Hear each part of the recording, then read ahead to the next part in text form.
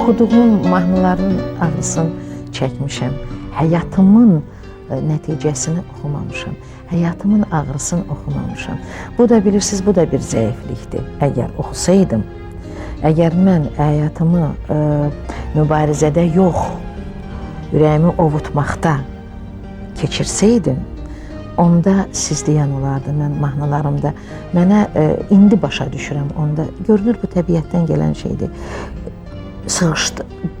Demə, mən sığışdırmamışam içimə ki, oxuyum dərdimi. Oxusam ağlamalıyam. Multfilm görəndə ağlayıram. Kiminsə faciəsini görəndə ağlayıram.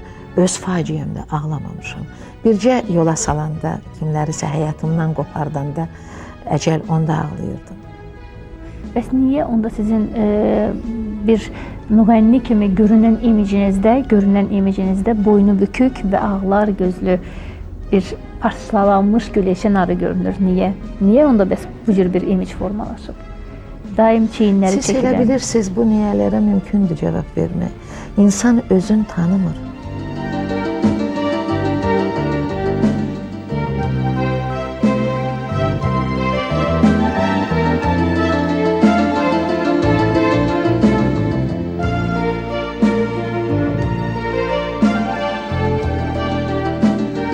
Hamı çalışır, vuruşur, gözləyir. Çarpışa, vuruşa, yaşayır, gözləyir ki, nə vaxtsa xoşbəxt olacaq. Nə vaxtsa hər şey gözəl sonluqla bitəcək, hər şey gözəl olacağına inanır hər bir insan. Və nəhayət başa düşəndə ki, yox, heç bir xoş sonluqdan söhbət getmir və sən xoşbəxt ola bilməyəcəksən, onda fikirlər səni içəri didir, sən sarsılırsan, bədbinləşirsən, belə hey düşünürsən. Niyə sənin bəxtinin gətirmədiyini, niyə sənin xoşbəxtliyinin mümkünsüzlüyü fikri səni çox incidir, səni çox məhv edir, dağıdır və insan bu cür çarpışma ilə yaşaya-yaşaya elə hey bədbinləşir, xoşbəxt olacağına inamı azalır. Amma bu çarpışmada Allahın bir xoş bəndəsi bizim qarşımızı kəsib demir ki, axı kim, harda, nə vaxt sizə hər şeyin yaxşı sonluqla bitəcəyini vəd edib. Axı harda kim sizə xoşbəxt olacağınızı vəd edib, kim sizə nə vəd edib axı. Axı heç kim bizə hər şeyin nə vaxtsa hər şeyin yaxşı olacağını vəd eləməyib. Ümumiyyətlə bizə heç kim heç nə vəd eləməyib. Onda niyə biz bax belə gözləyə-gözləyə yaşayırıq? Yəni həyatı məcburi verilmiş yaxmaş kimi yeyib qutarırıq, amma gözləyirik, xoşbəxt olacağımıza inanırıq. Biz reallığı qəbul eləmirik və yaxud da çox yaxın qəbul edirik. Və güman edirik ki, nə vaxtsa belə bir möcüzə olacaq, yəni nağıllar qururuq, orada xoşbəxt olacağımıza inanırıq. Və kim idi ki, hansı dəhşətli və böyük mecazkar bir möcüzə idi ki, bizə heç vaxt olmayan şeylərə inandırdı və biz elə hey aldana yaşadıq. Və ikinci hansı bir qüvvə idi ki, bizi tamam ayıltdı, olmayacaq şeylərdən ayıltdı ki, həyatı dərk edəyək, ayıltdı ki, necə gəldi cür yaşamayaq. Eşqimiz elə bu qədərmiş, məhəbbət qürbətə gedərmi? Bilməzdim, bilməzdim.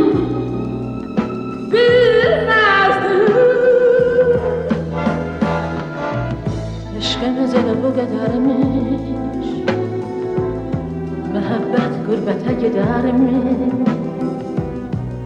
Bilməzdim.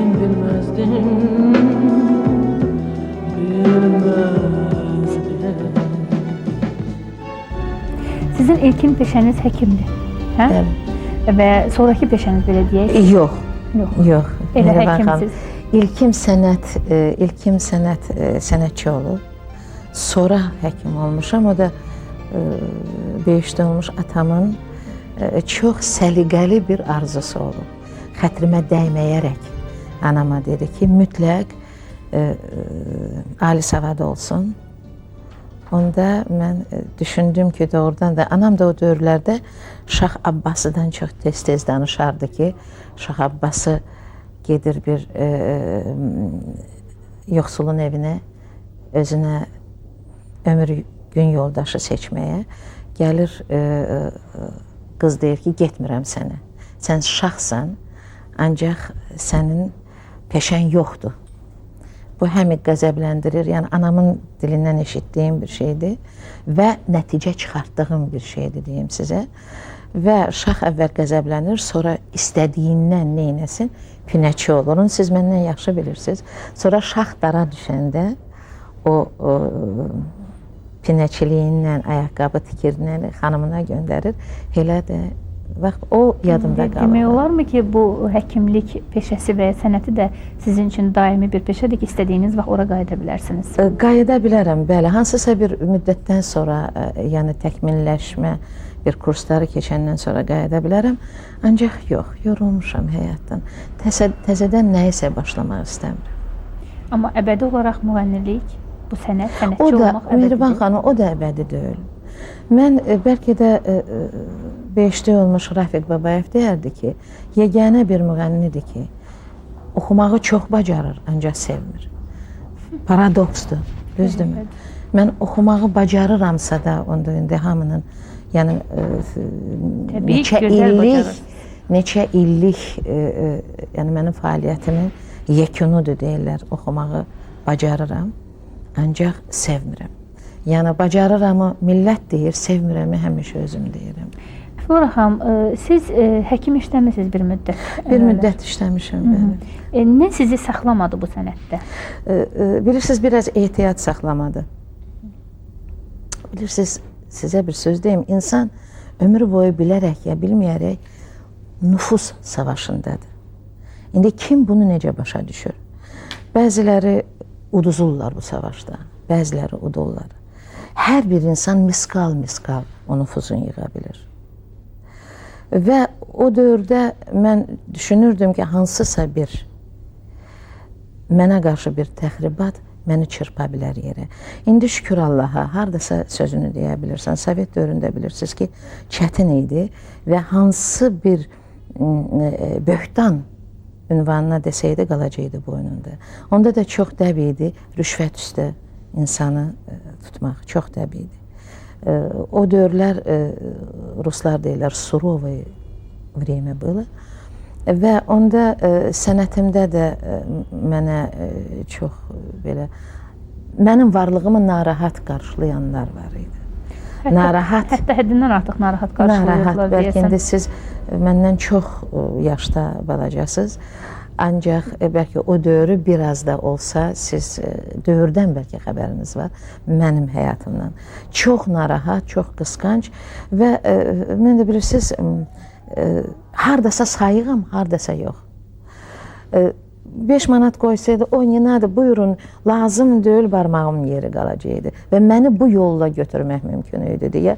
Yəni bu özümə qarant axtarırdım, özümə ona görə o peşəmə sağ ol deməyə məcbur oldum. İl dəyişdi, günə baxdım, aya baxdım, bugün sabah güləcəkmiş üyə baxdım. Çırpındıkça suya baxdım və göyə baxdım. Yarısını yarı çürük saman verdim. Kimi desən yandırmağa qorun çata, mənim kimi milyonuna zorum çata. Dünya dardır, at üstüme torun çatar. Belki seni görmeyime imkan verdin. Ulu Tanrı bunu senden gözlemezdim. Varlığıma ne garibə ferman verdin. Əhd eylədim, niyət tuttum, çare gəzdim. Təzə dərdi, düymə dərdə dərman verdim. Mən fiziki də, mənəvi də məhv ola bilərdim. Axırıncı saniyə. Yəni bilirsiniz, çox qəribədir. Elə bir varlıq, böyük bir varlıq kimi, elə bir yox, elə var. Qıraqdan baxır və görür nə qədərə mənim gücüm çatar. Görür, yox, çarpışıram, vuruşuram. Yəni bu pozisiyalarımı vermək istəmirəm və verməyəcəm. Dalı ölümdür. O ölümdən məni qurtarır.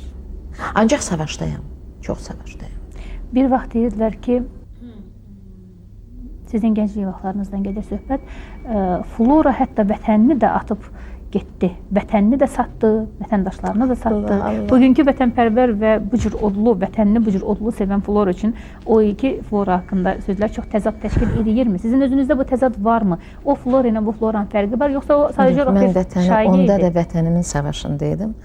Ancaq onu mən çox belə individual savaşdaydım. Vətənimdə vətənsizliyim var idi mənim. Vətənimdə qəribsizliyim var idi mənim. Vətənim mənim üçün qürbət olmuşdu. Eləmişdilər qürbət və mən o vətənə sahibliyimi sübut eləmək istəyirdim. Vətənə evladlığımı sübut eləmək istəyirdim. Güclə mənim axı millətim çox şeyi bilir. Yəni üstə olan şeyləri bilir. Flora hansı bir addım atdı. Ancaq niyə atdığını bilmirdilər.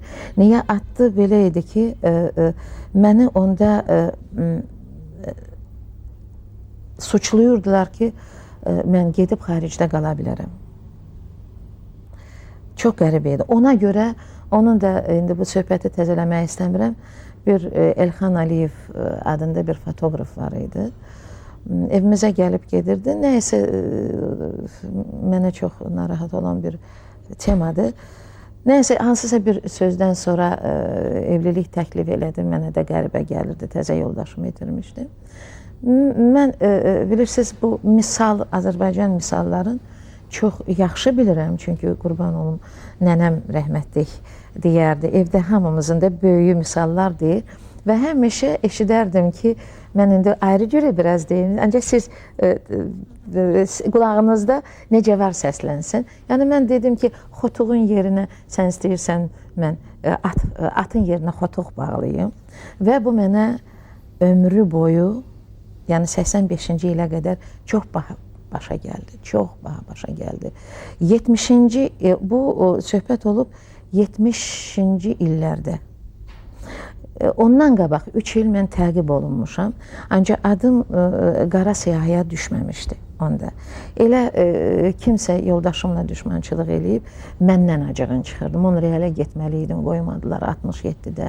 Artıq çoxdandan Flora Kerimova idim. Artıq filmdə, Mehmanda çəkilirdim, deyirlər də uğurlu çəkilmişəm.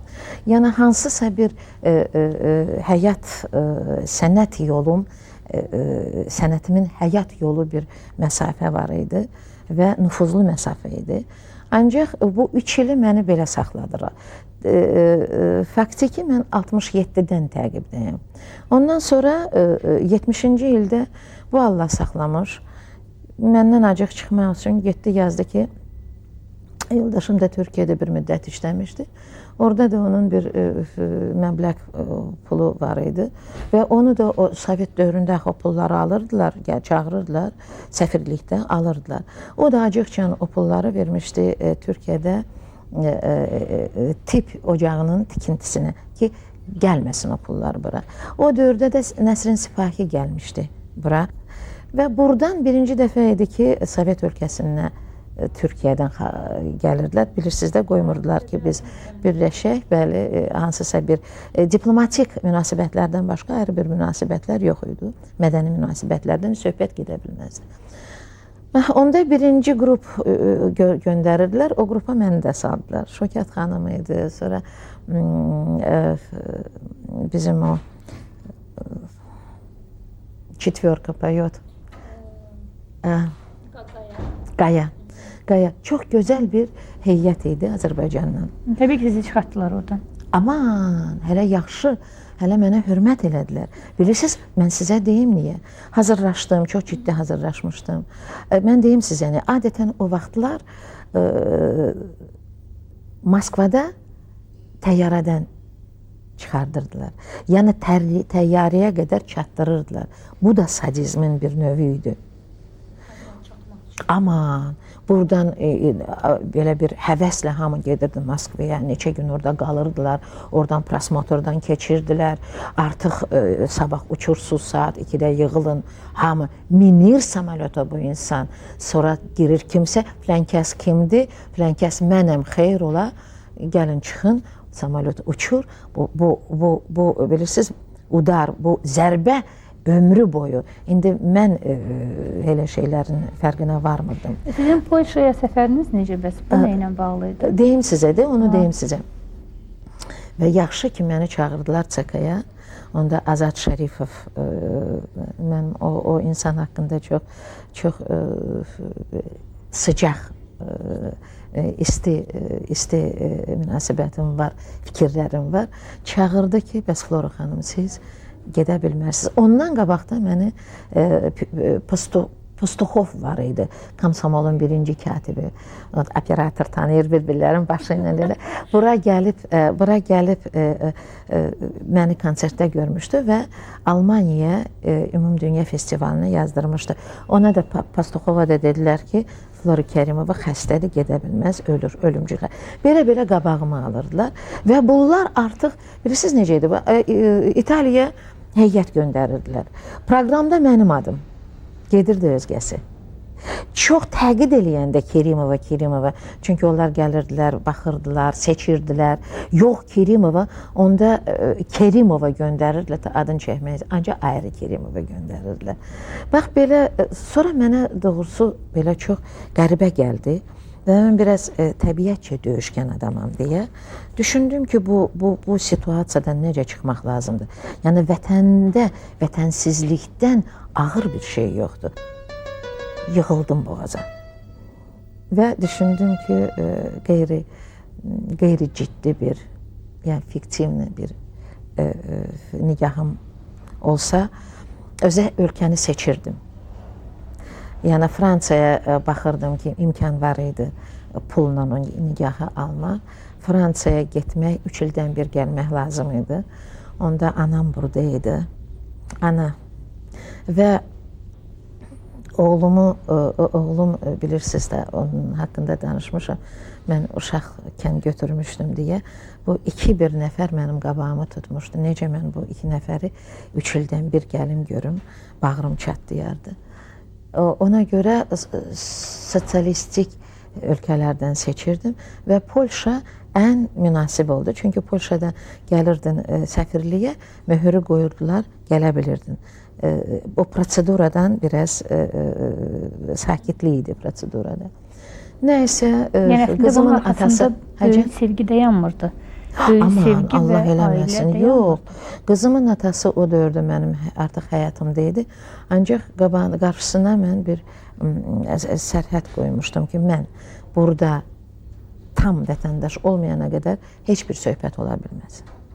O mənə maliyyə, o tapdığı insanla, rəfiqəm tapdı o adamı, insanla danışdı, söhbət elədi. Все условия были поставлены və onda brilyant üzüklər verildi, onda qiymətləri sayıldı elədi. Onsuz da mən gedirdim ora elə cic eləyib qayıdırdım. Yəni bu formal bir hal idi. Təbii, formaldır. Ancaq bir müddətdən sonra elə məni mənim zərərlərim, zərərkeşlərim, elə deyirlər də, yəni istəməyənlər məni. Dırnaqçı xeyirxahlarım. Xeyirxahlarım, o sözü axtardım beynimdə. Xeyirxahlarım dırnaq içində, onu da yozdular. Çünki elə inandırıcı idi. Ancaq bir şey var. Tanrımdandırmı, səsimdəndirmi? Yəni səs də Tanrının vergisidir. Naxışımdandırmı? Bütün, yəni insanı biabır eləyən, insanı gözdən salan hər şeyi yaşamışam mən. Bir böhtan olaraq yaşamışam. Ancaq qurban olum millətimə. Hərdən deyirlər ki, niyə savaşırsan millətin üçün? Ona görə savaşıram. Sevgisində məni saxladı, inandı mənə. Bu söhbətlər bilirsiniz, aşırı getdi, deyirlər getdi. Oldu demirlər, deyirlər belədir. Bunu səndən gözləməzdim. Hayatıma nə qəribə fərman verdin. Əhd elədim, niyyət tutdum, çarə gəzdim. Təzə dərdim, keyfə dərdim, dərman verdim. Əhd elədim, niyyət tutdum, çarə gəzdim. Təzə dərdi, köhnə dərdə dərman verdim. Hər gün, hər saat, hər an insan özünü açır, открывает, kəşf edir. Düz dedim mi? İnsan özünü tanımır. Mən yarım saatdan sonra hansı bir şəraitdə necə olacağım bilmirəm.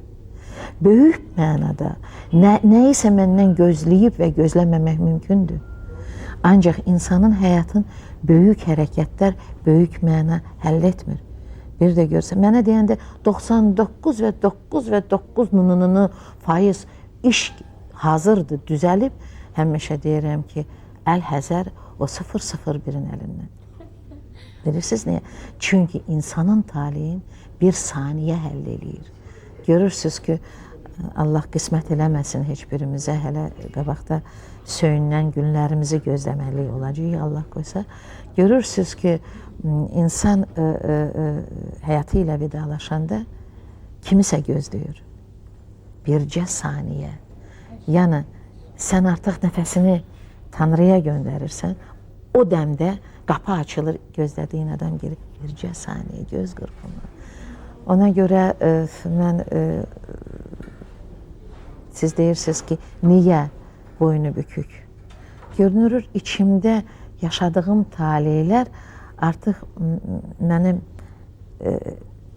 səhnə tərzimi də özü tənzimləyirdi. Necə oxumalı. Səsimə yanğını da görünür, taley naxışımı yazanda o yanğını yazıb ki, mən sizə bir söz deyim ki, bəlkə də mənim yanğılı səsim də mənə hansısa, bilirsiniz, heç arzu olunmayan addımlardan saxlayır. Mənə çox tez-tez deyirlər ki, sizin səsinizdə təmizlik var. Mən biraz bundan qabaq sizə demişdim ki, səsi insana Tanrı verir. Nüfuzu insan özü qazanır. Təmizliyi insan özü qorumalıdır. Allah verir payı, Allah verir şedra, səxavətlə verir. Və deyir ki, indi baxım görüm, başını itirəcəksən ya. Yoxluyur, daim yoxluyur və sınaqdan keçirdir. Yox, mən onu ilə də razı deyiləm. Çünki Allahın bizi sınaqdan keçirməyə haqqı yoxdur. Deyim sizə niyə? Onda daim başımıza dönə-dönə problemlər açır, bizi keçilməz sədlərin qarşısına qoyur. Mehriban xanım, düz eləmir. Niyə deyim sizə? Niyə düz eləmir? Əgər biz götürsək o sözü ki, insan doğulmadan onun taleyi alnında yazılmış olur, Allah artıq doğulmadan sənin necə, kim və harda olmağını müəyyənləşdirir. Onda mən Allahdan sormalıyam ki, sən niyə bu taliyi mənə verirsən, o ürəyi mənə verirsən, o addımları qoyursan mən atam və eləmədiyim bir addımlara görə doğulmadan sən mənə artıq bu taliyə eləyirsən. Mən güman edirəm ki, Allah yazdığı taleyini verib, düzdür, haqlısınız. İnsan gələndə dünyaya artıq müəyyən konkret alın yazısından gəlir. Amma müəyyən anlarda insanı Allah faili muxtar buraxır. Onun özünə seçmək hüququ verir. Görüm sən bu və ya digər anda nəyi seçəcəksən, onda təmiz və ya ləkəli olmaq hüququnu insan dediyiniz onu qorumalıdır. Onda Allah həmin anlarda yoxluyur, həmin anda sınağa çəkir. Görünür, məncə həmin anlardan ləyaqətlə çıxan adamları artıq hansı vəziyyətdə olmağına asılı olmayaraq daim üstündə dayanır və onları yenə başlayır özü qorumağa artıq. Mehriban xanım, bu sözləri, yəni biz sizinlə həmfikirik. Mən çox müddət bundan qabaq hər intervyularımda deyirdim ki, Tanrı seçim verir. Yaxşı, versin o seçimi böyüklərə, sizə, mənə. 2 yaşında uşağa nə seçim ola bilər? O öz taleyini yaşamır hələ. Bir dəqiqə və Tanrının, mən onun o sözü qəbul eləmirəm, ancaq indi şəkli eləyirəm deyə, indi deyirəm ki, mən onun quluyam, ancaq qul sözün mən Tanrıya da qəbul eləmirəm. Tanrı deyir, sev məni, qorxma məndən. Çünki sevgi keçmir. Qorxu, satqınlıq var içində qorxunun. 2 yaşında uşağa, əgər ona işgəncə olanda, özündən asılı olmayan, əziyyətlə öləndə, hansısa bir ölkədə qırğın olanda uşaqlar, bəs düzdürmü ki, deyirlər ki, Tanrı ondan anasının, valideynlərinin hayfını aldı, karma, ya Rus dilində deyil deyə mən biraz köntür danışıram, siz məni başa düşməz. O karma Onda nə deyilən şeydir o karma? Tanrı niyə yoxlasın məni? Nə etmişəm mən ona? Niyə mənə bunu versin? Niyə mən hər şeyi Tanrının boynuna qoymalıyam? Yaxşıdan Tanrının xəbəri var, pisdən Tanrının xəbəri yoxdur. Şeytan deyirlər, Tanrının şeytandan xəbəri yoxdur. Şeytan nə şeydir ki, Tanrının şeytandan xəbəri olmasın? Ya da xəbəri yoxdursa, onda gücü çatmır ona. Necə olur insana deməli ən zəif məxluqa Tanrının gücü çatır? Ancaq o şeytan ki, o zəif məxluqun başına şeytanlıq gətirir, müsibət ki, Tanrının ondan xəbəri yoxdur. Necə olur? Tanrı insanı qorxutmaq cəhdi, düzdürmü? Düzdürmü? Mən doğulmuşam sevmək üçün, düzdürmü? Tanrını sevmək üçün. Mən anamın südü ilə, anamın bətnində artıq anamı sevirəm, düzdürmü? Doğulandan sonra südü ilə bu sevgi mənə gəlir. Sonra dil açanda anam vətən deyir mənə. Anam mənə qurban olun ruhuna Şuşa deyib. Anam mənə İsa bulağı deyib. Anam mənə bərəkəti sevmək deyib. Yerə düşəndə bir tikə çörək qalxız, tapdalama. Allahın qəzəbi gələr. Qəzəbi gələr, yəni sev qorxundan. Bəs Tanrı da məni heç nəyə örgətmədən sınaqdan çıxarda örgədirsə, mən ona nə deyim? Evlad dünyaya gətiririk, uşaqlıqdan olmaz, olar sözü örgədirik onu. Ay qızım, qızımın 20 yaşı var. Ay qızım, bunu eləmə, bunu olmaz. Qızım, bu yaxşıdır, bunu elə. İnsan insanı örgədəndə qurban olum onun lütfüne. Niyə? Tanrı insanı örüyor. İndiyə qədər bu boyda bəşəriyyətin pisliyindən Tanrının gücü çatmadı Tanrının. Nə deyirsiniz? Yəni mən nə demək istəyirəm? Mən onu olduğu kimi qəbul edirəm və məni darda qoymuyor. Ancaq mənə deyəndə ki, qorxundan içimdə mənim üsyan qalxır. Ya deyəndə ki, Tanrı yazıb, onda suallar gəlir içimdən ki, yazıbsa özü cavab versin. Məndən bu cavabı istəməsin. Məni qamçılamasın. Gözümün qabağında istədiklərimi qamçılamasın. Mənim qızımı atasız qoymasın. Evlatları attırmasın. Ana doğur, 3 il, 5 il evladın saxlayır, çıxardır vağzalda, azdırır evladın. Yaxşı Tanrı, ana deyirsən, süd deyirsən, özün deyirsən ki, ana müqəddəsdir. Özün deyirsən ki, süd səni kəsər, süd sənə haram olar. Bəs niyə eləmirsən haram? Niyə qoyursan o qadının ürəyinə, o şeytan səndən güclüdür? Yox axı, yox. Bax, bu suallar, məntiq mənə deyir ki, sev onu, necə varsa sev. Elədiyin qəbul elə. Belə istəyir, ancaq qorxma, hətta qurban olum, onun da qulu döyülsən, ona da baş əymə. Kaş ki dünya zalımlığın ataydı, kalbim bir an isteyene çataydı. Yaşamağın gözyaşıdır, haraydı. Gözyaşımda üzmek olmur əzizim. Dalgalara yalvarmaktan bezmişem, hönkürmekten ağlamaktan bezmişem. Senden ayrı yaşamaktan bezmişem. El obadan bezmek olmur əzizim. Hiç bilmezdim daşım belə ağırdı. Bəxtim belə biçərədir, fağırdı. Gedəcəyəm, göylər məni çağırdı. Daha yerdə gəzmək olmur əzizim. Flora xanımın həyatında ən böyük sevgi kim idi? Yox, sevməmişəm. Mən bunu bir neçə dəfə də demişəm. Mən sizə deyim, mənə gələn yol çox ağır olub. Məni seçə-seçə mən özüm seçmişəm. Və işgəncəli münasibətim olub. Çox, назовите, я издевалась буквально, özüm bilmədən. Ancaq yenə də ikilik var idi burada. Görəndə ki, mənə görə mübarizə eləyirlər. Mübarizəni də kimlə eləyirlər? Hökumətlə, birinci katiblə, ikinci katiblə, üçüncü katiblə, sonra KGB ilə, MVD ilə, milislə. Bax, belə olurdu. Çünki yazırdılar. Sonra təbii ki, cavab tələb olunurdu.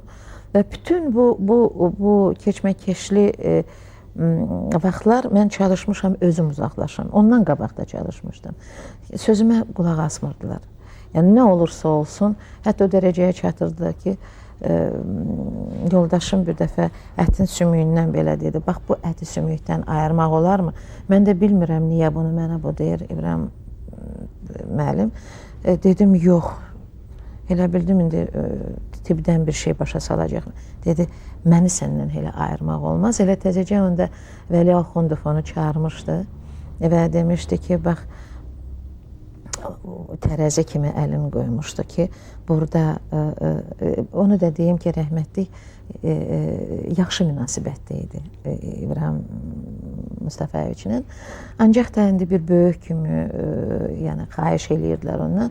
Bu tərəzidə adın, sanın, nəslin, yəni ki, gələcəyin, keçmişin, bu tərəzidə təkcə flora hansı ağır gələr, dedi, mən tərəzimi seçmişim. Və gələndə evə dedim ki, gəl ayrılaq, bəlkə gəl alladaq ayrılaq. Bax, onda mənə dedi ki, bu əti sümükdən ayırmaq olarmı? Çox baha başa gəlmişəm onlara. Bu cür insan da sizin ilk böyük sevginiz olmuyor? Yox, bilirsiniz niyə? Çünki içimdə o qədər mübarizəlik var idi. O qədər içimdə, yaxşı deyil özümdən belə deyil, insana qarşı mərdlik var idi. Mənə görə hər şey qurban verən bir insana qarşı. O qədər mərdlik var idi ki, mən istəmədən özümü onun yanında, bu sözü tez deyirəm, çünki həyat məcbur, əskər idim. Yəni onun məhəbbətində onu müdafiə eləyirdim. Mən çalışırdım elə özümü aparam ki, onun başı aşağı olmasın və nə vaxtsa deməsinlər ki, gör kimə görə sən həyatını qurban verdin. O münasibət də mənə çox yüksək idi, ilahidən gəlirdi. Çünki bu adam operasiya eləyəndə də mənim səsimin sədaları haqqında indi üzünüzü belə eləyirsiniz, görürüm. Ondan da xəbəriniz var. Bəli. Həmin musiqinin sədaları altında sədaları altında. Ancaq bir şey var. Mən bilirsiniz, məndə qoy o söz kobud da olsa qudurqanlıq yox idi. Siz sevgi payınızdan çox razısınız və mənim eşitdiyim bu əfsanəyə dönmüş sözlər ki, hətta yəni bilmirəm, indi ola bilər bu söz nə qədər ciddi və gözəl alınacaq bilmirəm. Heç bir kişi öz xoşuna floradan imtina edə bilməyib. Heç bir kişi deyəndə təbii ki, sizə yaxın olan insanlardan gedir. Yəni heç kim floradan imtina eləməyib. Mənə görə mübarizə aparıblar. Mənə görə mübarizə aparıblar. Qeyri-adi qadın, bax belə bir... Yox, xanım. Nədəndir? Axı, insan bir insan tərəfindən möhkəm sevilə bilər. İnsan özü bir insanı sevə bilər. Səhv eləsə əgər, bu ikinci dəfə mümkündür. Artıq üçüncü yoxdur. Dördüncü başa düşülmək və sevilmək, uğrunda ölümə getmək. Onun üstündə mənəvi cəhətdən ölümdən gedir söhbət.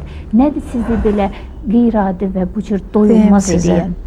Mənim qızımın atası ailəli idi və bir söz də deyim ki, evladına atalıq eləyən bir insan idi. Yəni, ailəsi mənə görə dağıldı. Evladına sahib duran bir insan idi. Bir dəfə mənə dedi ki, я пришел к Флоре Керимовой, а увидел и не мог уйти. Вплоть до того, что разбил семью. Понимаете? Xanımı qəşəng idi, ailəsi çox. Evet. Görünür, kadınlarda kişilər egoist olurlar. Mənim üçün bacım deyərdi ki, где у тебя кончается добро и начинается зло, или наоборот, нет четкой границы. Çünkü я, уступая, наступала. Mən, как вам объяснить? Я выполняю норму жизни. Mənim həmişə gözümün qabağında mənliyim var. Mənə söz deyilməz. Söz deyilməsin də partnyorlardan asılıdır. İkisindən. Heç kim deməsin, mən döşümə döyə bilmərəm ki, mən beləyəm. Mənə imkan verirdilər belə olmaq. Mən indiyə qədər bilmirəm mənim qızımın atası hansı bir xəsiyyətdədir. Я не знала. И я его не изучала. Bir söz deyəndə deyirdim, Фанька, ты знаешь, я хочу с тобой посоветоваться. Он мне говорит, Анам, ты же уже решила.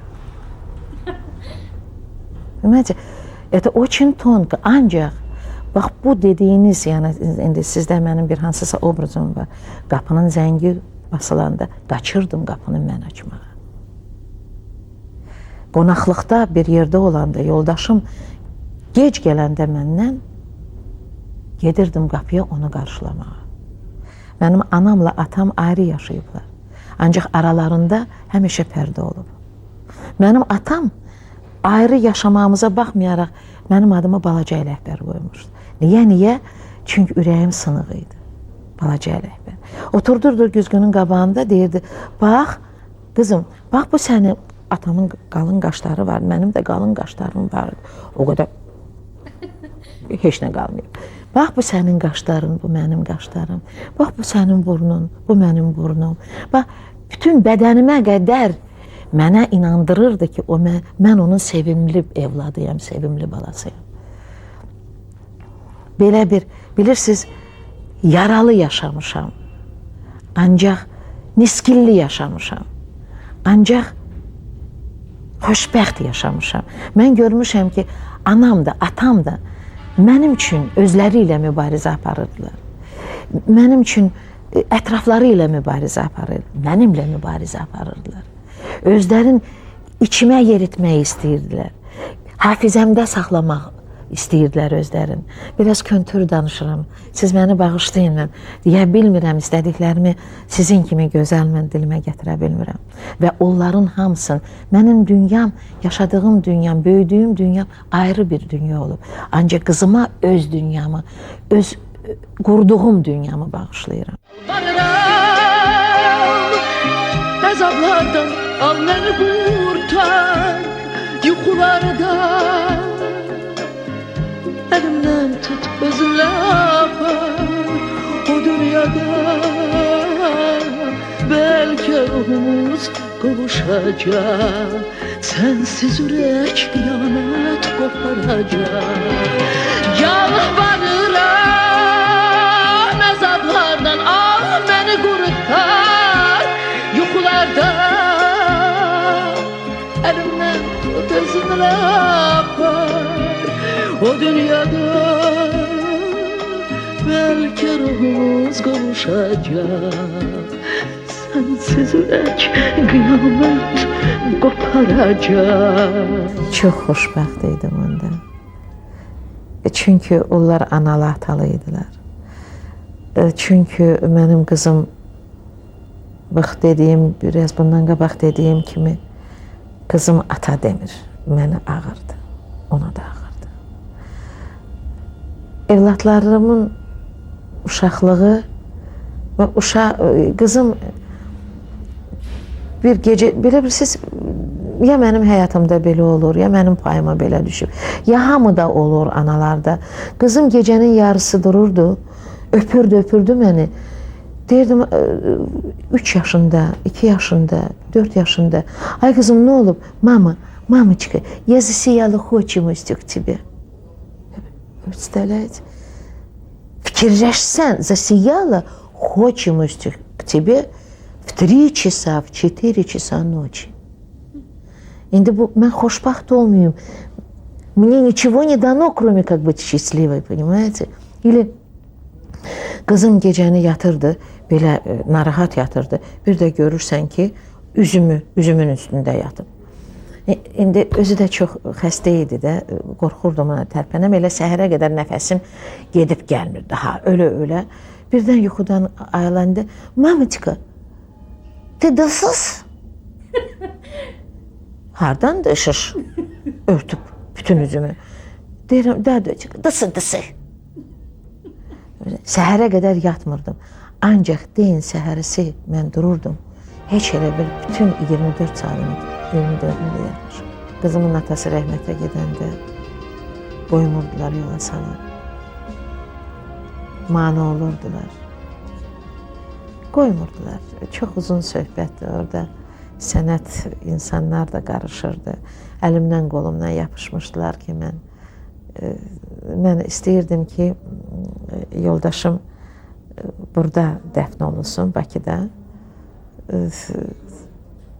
Onu da Məştağaya aparmaq istəyir, Məştağalıdır. Və onda mənə öyrətmişdilər, mane olurdular. Mən də niyə istəyirdim Bakıda olsun? Çünki düşünürdüm, mənsiz qızım gedə bilsin də. Məştağada olanda gözdən ıraq olur, könüldən uzaq olur. Yəni sizin olan bir adamı sizə qıymadılar, vermədilər. Qıymırdılar. Ancaq bilirsiniz, yoldaşımı aparanda maşında o qədər başımı itirmişdim ki, minmişdim maşının rulunda, rulu yapışmışdım, bırakmırdım maşını aparsınlar yoldaşımı. Axır ki, düşdüm aparanda, hər tərəfdən ahət elədilər əlimi, qolumu. Allah, heç bir qadına mən bunu yaşam. Mən ikinci dəfədə belə bir itkidə, birinci yoldaşımda da mən onu yola sala bilmədim faktiki. Yapışıblar əlimdən ki, mən yoldaşımın dalıyca gedə bilməyim. Heç getmək fikrimdə də yox idi. Bax, nəfəs al deyirlər, nəfəs ala bilmirdim. Boğulurdum nəfəssiz. Bircə çöndüm, aparırdılar oraya, tinindən dönəndə. Dedim, Fainka, mən sənin yanına gəlməyəcəm. Mən bir dəfə gələcəm sənin dalınca. Elə də oldu. Bir il mən getmədim. Qızım getdi, oğlum getdi, Yaqutum getdi. Daşın üstündə yazırdılar ki, bilirdilər ki, xəsiyyətimi bilirdilər. Yazırdılar ki, bu qəbirdən dəyəni, onun analasının, nəyinsin qəbirini çəkəcəyik, neynəyəcəyik, kağızlar hamısı durur məndə.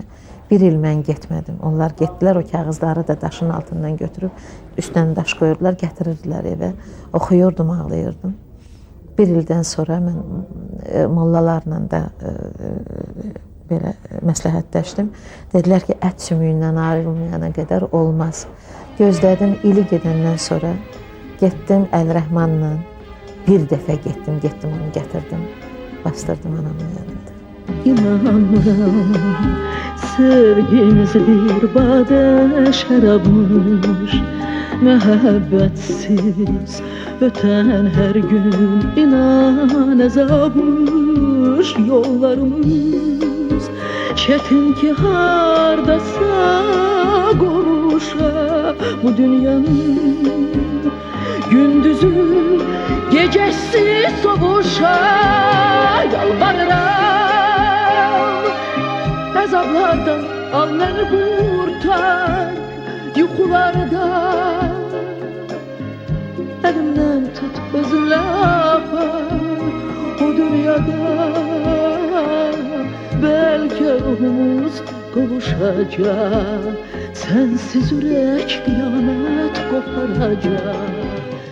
Heç olubmu ki, Flora Kərimova özünə xəyanət edəsin? Hətta ən böyük amal və istək naminə, amma özünə xəyanət edəsin. Bilirsiniz, mən o dilema qarşısında qalmamışam, yox. İnsan da əxlaq. Sizcə insan nə vaxt əxlaqsızlaşır? İnsana nə vaxt əxlaqlı demək olar? Özünə yalan deyəndə insan əxlaqsızlaşır. Özünə yalan deyəndə. Və bilirsiniz necə? Adi bir şeydir. Qadının ən yaralı yeri nədir? Yaşdır. Ən yaralı yeri və yaralı yeri odur ki, sən qocalırsan, onunla razılaşmaq istəmir. Yəni insanın sağ ol, insanın gözünə girir ki, yox, bu gün mən paxıllığından dedi və başlayır dalayıca ki, belədir, paxıldır. O yalanları özünə deyəndə artıq sən özünə xəyanət eləmiş olursan və pis bir səmtə yönəlirsən, başlayırsan yalan danışmağa. Və bunun bir tragik nəticəsi var. Я скажу на русском, если вы позволите. вы никого не сможете убедить в своей неправде. Özünüz inanmayan bir yalana özgüyə bağışlayın bu söz sıraya bilmərsiniz. Heç kimi inandıra bilmərsiniz. Və nifrət qazanırsınız. Laqeydlik qazanırsınız. Sonra da bilirsiniz nə qazanırsınız? Flənkəsdir də. Ondan bir Artıq şey yox. əhəmiyyət verilmir nə sənin özünə və sözlərinə. Heçə yenir. Yəni özünü yüksəldə Güya yüksəldə. Güya yüksəldə ətraf onu yox eləyir. Daha da düşür və görünməz Bəli. eləyir. Flora Kərimova özü haqqında əxlaqlı deyə bilərmi? Əxlaqlıdırmı Flora Kərimova? Mən ümumiyyətlə özümü analiz eləmirəm. Onu sizlər deyə bilərsiniz. Yox, istəməzdim bu suala cavab verəm. Əxlaqı çox insanlar, bax bu saat Mən Mehriban üzr xanım, istəyirəm, əxlaq tək ailə məişət janrında qəbul olunmur. deyim sizə. Mən ümumiyyətlə çətinlik çəkirəm özüm haqqında söz danışmağa və yenə də nüfuza qayıdım. O nüfuz savaşı var. Hər insan da o böyük mənada əxlaqı özü kimi qəbul edir, özü düşündüyü kimi. Mən niyə bu sözə cavab vermək istəmirəm? Çünki özü kimi ancaq yəni saf mənada qəbul eləməyən bir insanı özümə güldürmək istəmirəm. Saf mənada başa düşməyən o sözü oturacaq deyəcək, buna baxın. Bu əxlaqdan danışır. Bax, o insanları istəmirəm ki, onlar hardasa, onsuz da onların məndən xoşu gəlmir, onsuz da bu verilişdən sonra çox yozmalar olacaq. Mən bu suala cavab vermək istəməzdim. Sualın cavabını bilirəm. Ancaq onlar sizin verdikdinizdir. Bəlkə mən yeganə bir müğənniyəm ki, mənə hər şey tamaşaçılarımın, yəni millətim demək istəyirəm bunu. Çünki bu mənə çox böyük qürurdur. Bağışlanırdım. Sözlər yadımda qalmır, bağışlanırdım. Musiqini çaşırdım, bağışlanırdım. Yəni tənə eşitmirdim. Bircədən o dediyiniz o 70-ci ildə ki, mən məcburən o addımı atanda, nigah addımını, onda yozmalar oldu. O da başa düşən insanların tərəfindən olmadı. Və naxışlıyam və mən düşünürəm ki, əvvəl özümü inandırmaq istəyirdim ki, məni istəyən bir səsimi qəbul eləyən, müğənni kimi qəbul olunan bir Floranı, millətim görür ki, boynu büküyəm, ürəyimcə oxumamışam, bacardığımı mən töhfə eləyə bilməmişəm, bağışlamamışam millətə. Və mənə nə qalır? Əgər səhnəyə qayıdıramsa, illərimi də itirirəm. İndi qayıtmışam səhnəyə. Təbii ki, cavanlığımın yaxasından yapışıb, ətəyindən yapışıb, dayan dur deyə bilmirəm.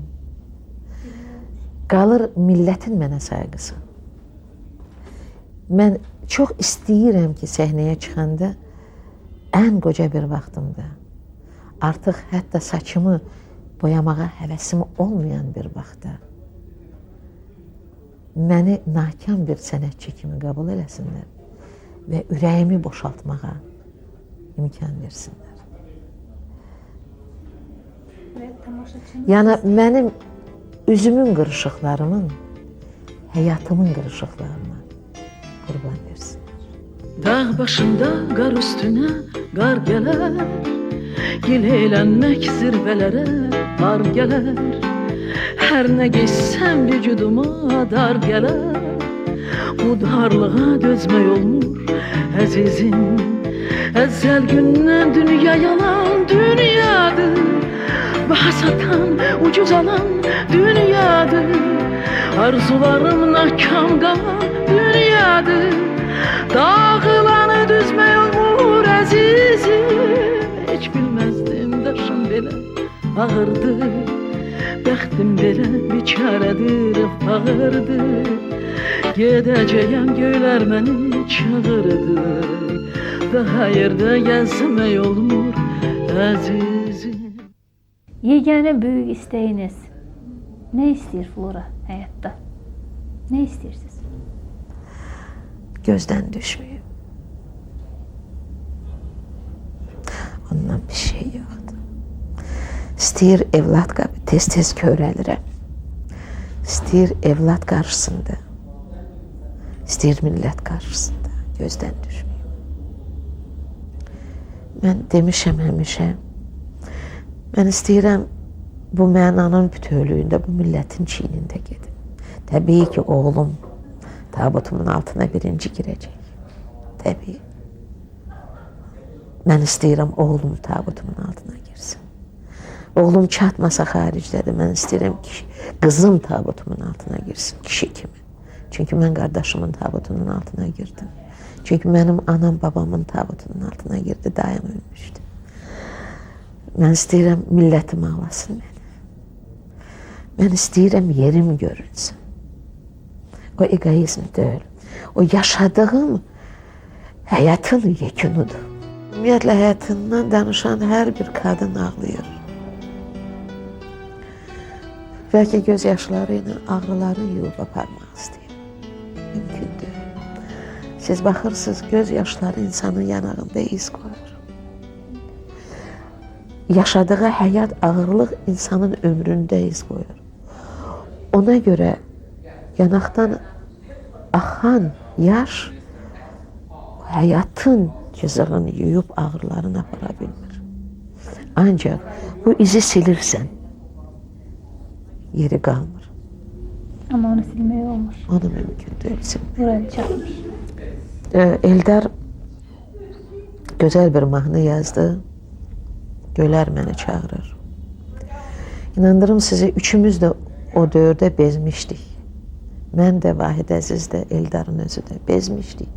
Lap belə tam mənada bezmişdik. Və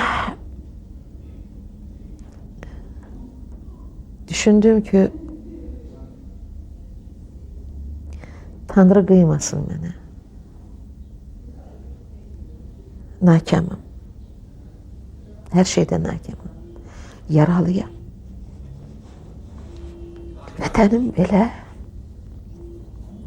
torpağım belə, millətim belə. Aləm qızım hələ bir yerə çıxmayıb. Oğlumdan nigaran. Yaşamaq istəyirəm. Hərdən qızıma deyirəm, доча, я не хочу умирать. Və mahnı yadıma düşür. Deyirəm, Tanrı qıymasın mənə. Əcəl isə gözləyər.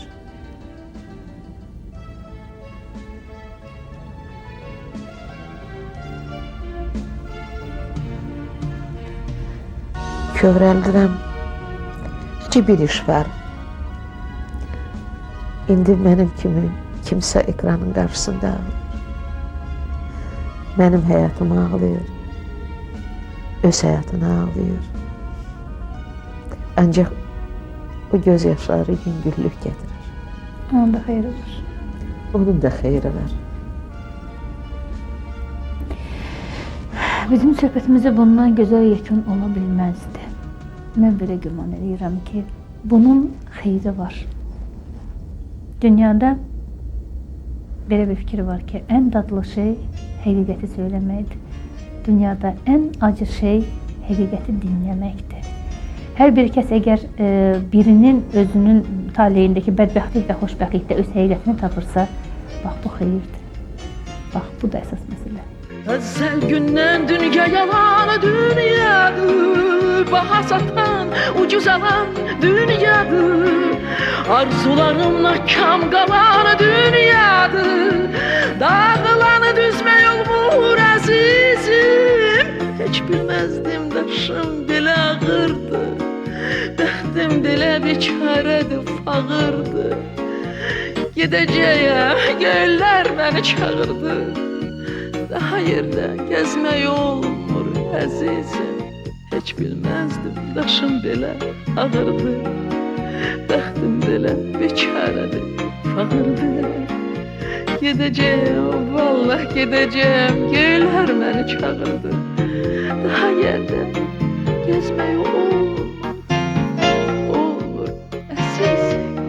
Deyirlər o çox nikbin insandır. Deyirlər o baş verən hər bir şeydən sakit və aramla çıxır. Özünə inanır ya həyata inanır bilmirəm. Və onun həyat yoluna, o yola ki biz nəzər salanda o yol çox çətin, dolambac, çətindən çətin, ağrılıdan ağrılı bir həyat idi. O yolla bugünkü floranı müqayisə eləyəndə düşünürsən və görürsən ki, tam işsizdir, sanki bu gözəl floraya təsir eləməyib, həmişə gözəl, həmişə şıltaq, nikbin flora olduğu kimi də qalıb. Bəlkə də əslində belə deyil, bəlkə də həyatda və yəqin ki elə belədir, həyatda baş verən, yəni həyatın onun sağdan, soldan, irəlidən, arxadan vurulan sillələrə bəlkə də müqəddəs İsa kimi o biri üzünü çevirib, gülümsüyüb, yaşayıb flora. Bəlkə də haqqında deyilən, deyilməyən, düz olan, yalan olan bütün dedikodulara, böhtanlara, qadağalara, şərtliliklərin hamısına sadəcə olaraq çiynini çəkib nə eləyim deyib yaşayıb. Bəlkə də əslində ətrafında baş verən 77 möcüzənin, 7 rəngli 77 möcüzənin hamısını adidən adi qəbul edib flora. Bəlkə də əslində belə deyil, bacardığı amma sevmədiyi bir sənətdə yaşasa da bütün xoşbəxtliyini məhz ailəsində tapıb. Və bütün xoşbəxtliyini ailəsində tapan flora bugün yenə də sənətdə öz boynu bükük və sentimental imicindədir. Bu həmişə belə olub. Və ən maraqlısı budur ki, bu sənətdəki bu imic və bugünkü bu flora bizi qane edir. Vəssalam.